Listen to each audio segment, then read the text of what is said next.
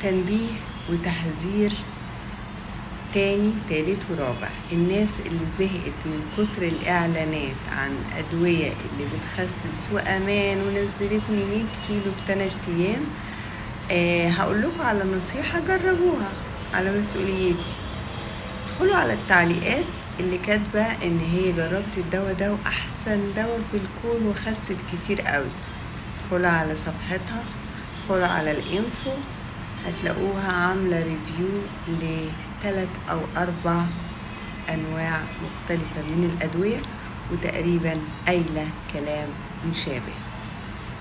كل اللي بيكتب كومنت أول ما الإعلان ينزل وإنه جرب جرب جرب جرب جرب واو واو واو واو واو، يعني 90% منهم لجان إلكترونية إلا من رحب ربي.